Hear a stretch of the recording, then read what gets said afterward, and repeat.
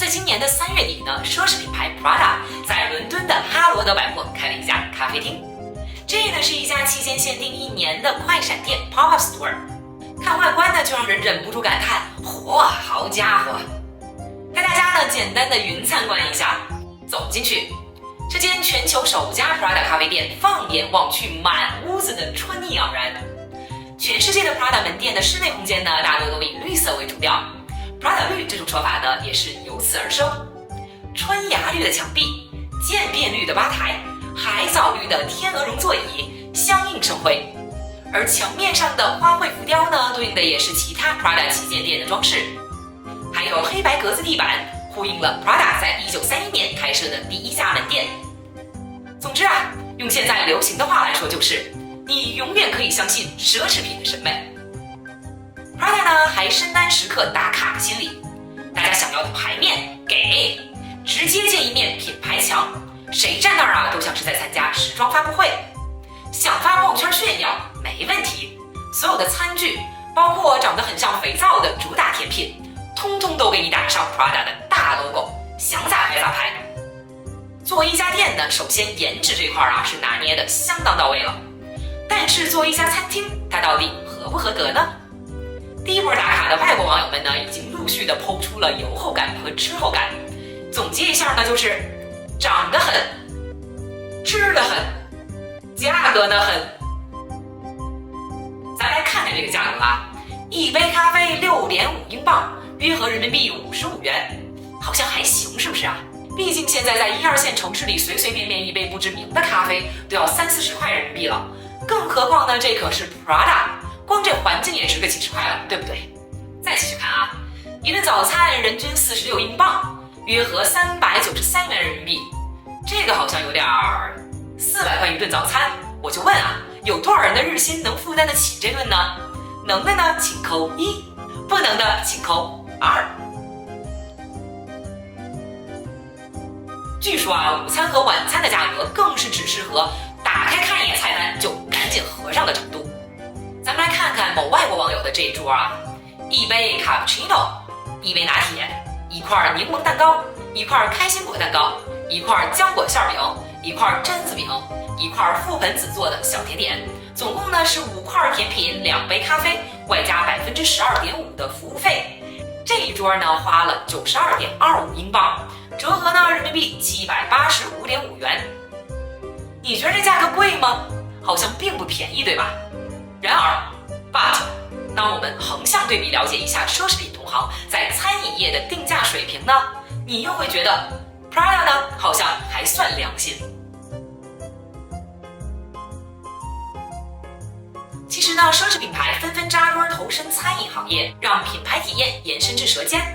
大家呢已经在很多新闻平台上看到了不少相关的报道，这事儿啊早已不稀奇了。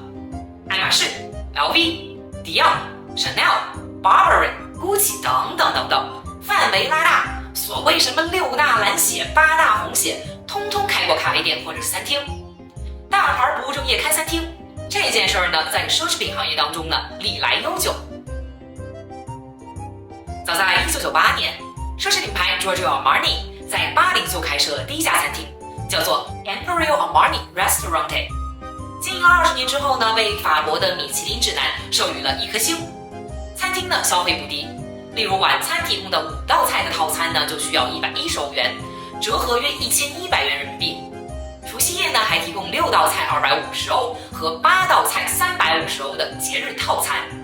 注意啊，这价格呢可是在25年前的1998年。2004年，奢侈品牌 Chanel 在东京银座的香奈儿大楼也开办了品牌旗下唯一一家的高级法式餐厅，名叫做 Chanel Beige Alain Ducasse Tokyo。该店呢营业至今已经有15年之久。这家餐厅呢是米其林2星餐厅，并只接受预约订餐。在官方的介绍当中呢，午餐的人均消费在6000日元，约合人民币400元；晚餐的消费呢在17000日元左右，约合1100元人民币。2020年，奢侈品牌 LV 在东京也开办了旗下的首家餐厅 The LV Cafe， 提供包括著名日本大厨Yusuke Suga 的料理，还设有酒吧和大露台。餐厅呢位于 LV 帆船大厦的顶楼，你看看这个典型的酒廊，露天的咖啡厅，多么的气派，多么的高大上。而在咱们国内呢，要想来一场舌尖上的奢侈，也有好去处。例如呢 ，Tiffany 就在全球开办的第3家餐厅 The Tiffany Blue Box Cafe 就坐落在中国上海，提供咖啡、甜品和正餐。店里的招牌蛋糕呢，售价为580元人民币，长这样。虽然每家店的风格呢各不相同，但基本上可以总结为品牌化和定价高这2大特点。先来说说品牌化啊。奢侈品牌呢如此注重舌尖上的文化，主要是因为呢餐饮作为一个以内容为王的行业，能够提供非常切合客观的品牌体验。这些体验当中呢，包括了品牌的审美理念，可以融入在建筑设计的本身，或者是在呢餐厅设计的本身。例如 Fendi 就把 logo 呢印在了自家咖啡厅的每一个角落，强化品牌的形象和输出。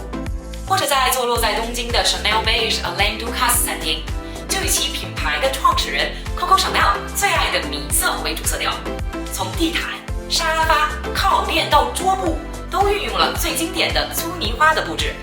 然而在餐厅的设计当中呢，就充分地感受到了 Coco Chanel 的审美。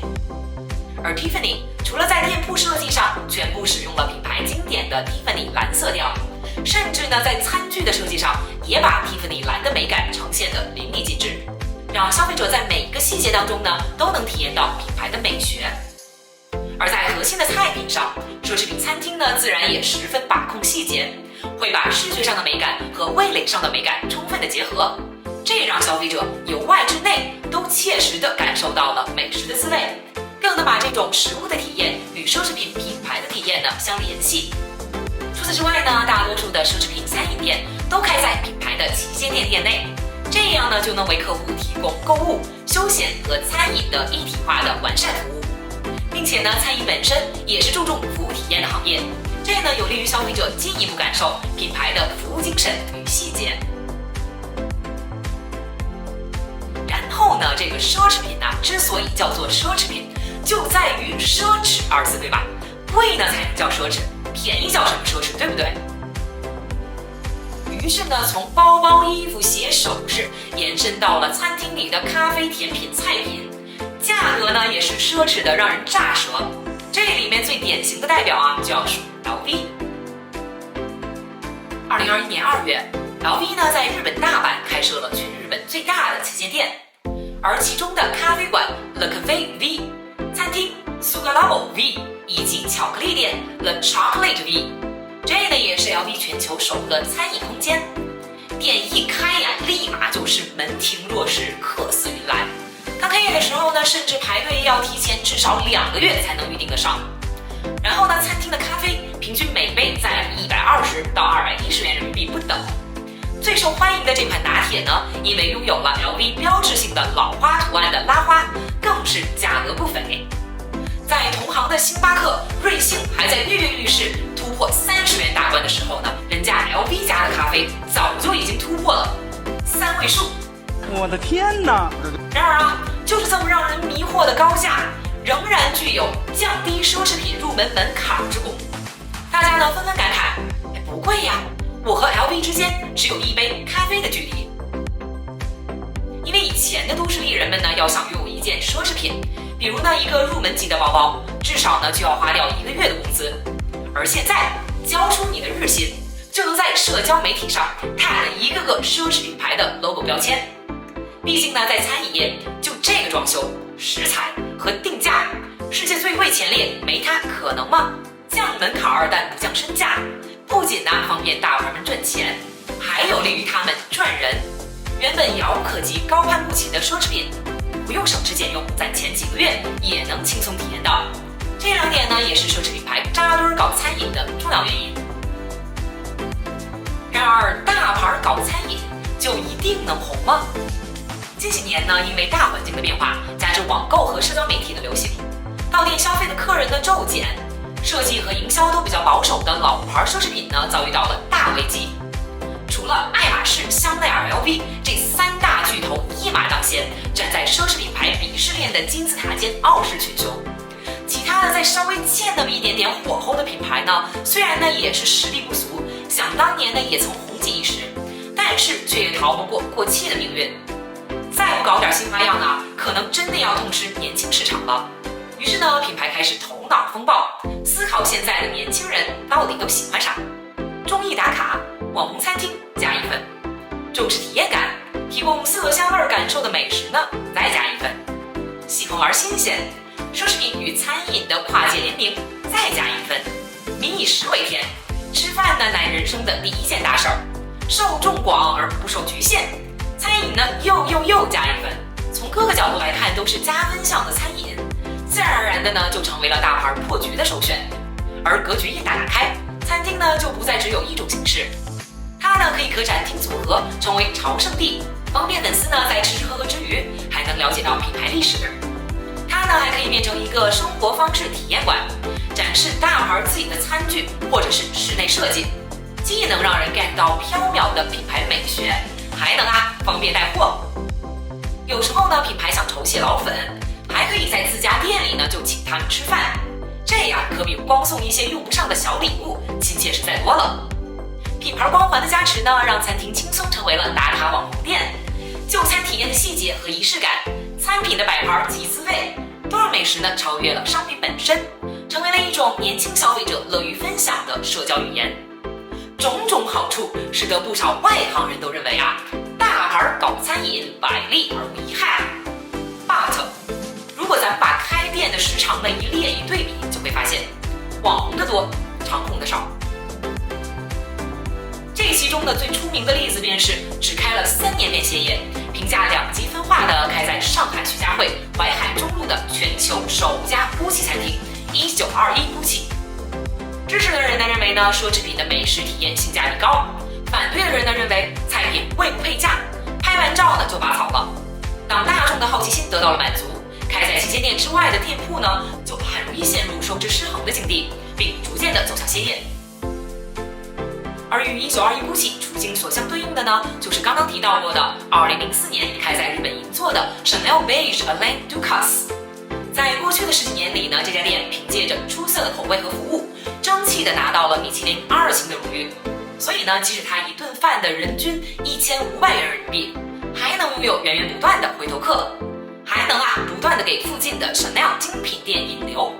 可以说，让大家觉得物有所值，才是真正意义上的品牌和食客的双赢。只可惜呢，像它这样的奢侈品牌的餐饮店还是太少了。说到底，大牌们到底是不是打算另辟蹊径，靠着餐饮闯出一片天，企图用餐厅的营收挽回下滑的业绩呢？我认为对于这些品牌来说，吃是次要的，宣传自己的品牌文化和历史才是关键。正如呢，GUCCI会将餐厅和品牌博物馆放在一起，迪奥提供品牌关键年份的酒水，LV 和 Chanel 将餐厅开在旗舰店里的做法一样。当单纯的逛店已经不具备新鲜感和冲击力的时候呢，创新的形式、沉浸式的体验、潜移默化的宣传，或许是面对出现疲态的市场一个不错的自救方式。说白了，这呢就是一个噱头而已。毕竟呢，4万块，毕竟呢，4万块一个巴掌大的包包，不是所有人都能接受得了的。而400块吃一顿，对于用户而言呢，则要友好得多。通过餐饮，向暂时买不起自己品牌的人展示自己的产品和理念，在潜意识里呢，给大家洗洗脑、种种草，就等您买的心呢茁壮成长了。而至于大家对餐厅餐品的诟病、价格的争议以及评分的高低，真的呢并没有那么重要。毕竟当你被某某大牌跨界开餐厅这样的标题而吸引去看一眼的那一刻开始呢，他们的宣传目的呢就已经达到了。